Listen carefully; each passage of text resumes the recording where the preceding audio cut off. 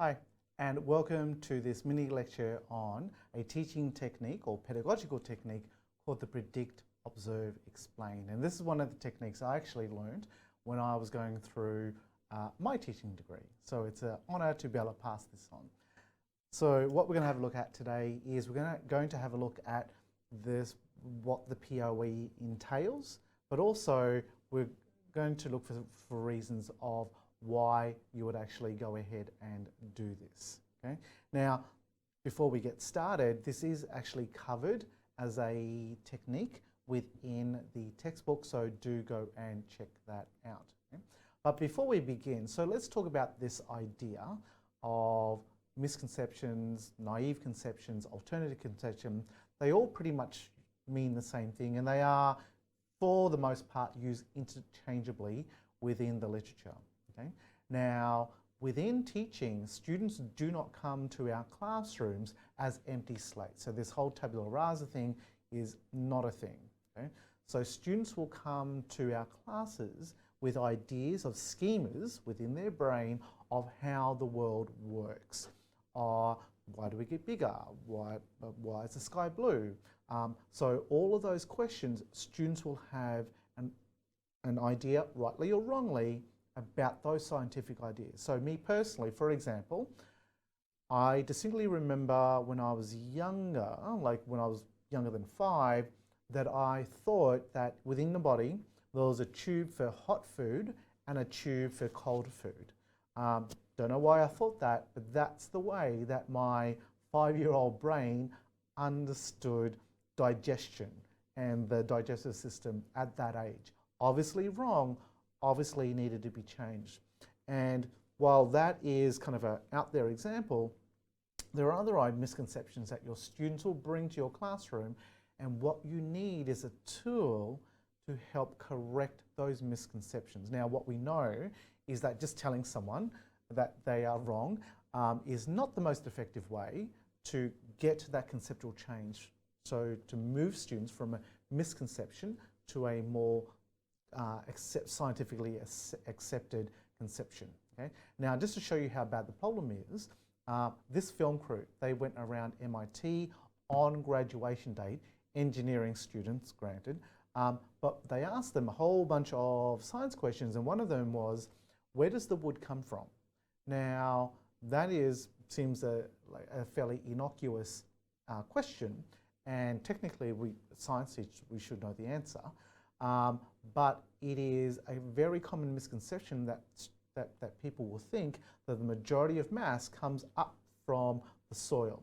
Incorrect. We'll deal with that in future tutorials. Now, so go ahead and watch that video because it's really interesting to see the kind of explanations that students bring. Well, these engineering graduates actually had at the end of their engineering degrees. Okay? Now, another great video YouTube channel that you absolutely must get into is this one here, Veritasium.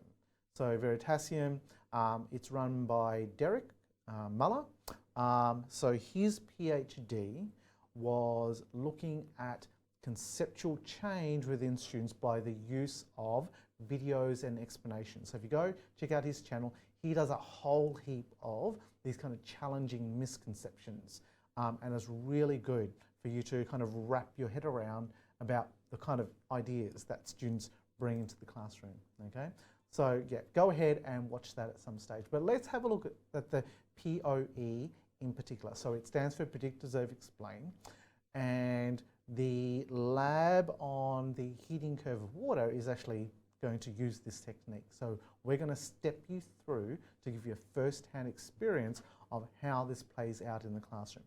Okay? So there's obviously 3 phases, and they are, as the name suggests, predict, observe, explain. Now, another piece of terminology that you'll see used in literature are discrepant events. Okay, and I'll explain how that fits into this. Now, quite often, the POEs are done as a teacher demonstration, so at the front with a piece of equipment or some kind of scenario that the teacher is setting up. So for example, holding a basketball and a shot put, and then dropping them and asking students what they predict will happen.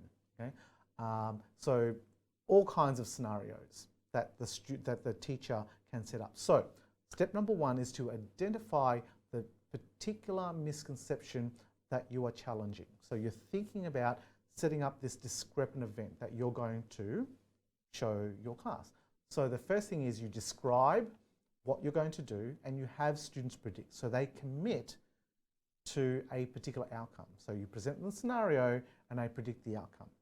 Then what you do is you actually go ahead and perform that discrepant event. So it might be dropping different objects, it might be, what else? Adding two chemicals together and then looking at the result of predicting the result of the reaction. Whatever it is, whatever there is a misconception about, you can use a POE to challenge that. So you perform the demonstration and then you have students observe. So they're watching what's going on and they are starting to make observations. So at this stage, there's no inferences, no conclusions, just observations. Tell me what you see. Tell me what you can sense with your senses about the scenario. Once that is done, then you move on to the next phase. And this is where you have a little bit of teacher guidance to question and probe so that students are challenging their ideas and being rigorous in terms of constructing those explanations using scientific terminology to explain the phenomena. Okay? So rather than just telling students that no, you are wrong, think about it this way, what you are doing is you are providing that discrepant event so that students are currently in equilibrium with their current schema of how the world works. You provide that discrepant event that creates the disequilibrium, and as students then struggle to make sense of what they are seeing, they are constructing those new explanations, and that's the process of consolidation, okay? Where you have students fundamentally shift the way they think about a particular phenomenon. And that phase is generally guided with younger students, and students are left to their own devices the older they get. But there's three clear phases that you move through to activate that disequilibrium of their current schema to explain that phenomenon. Okay? So as I was saying earlier, that this is the pedagogical technique that we will be role modeling when we do the heating curve of water lab. So bring your questions to that particular lab. Excellent.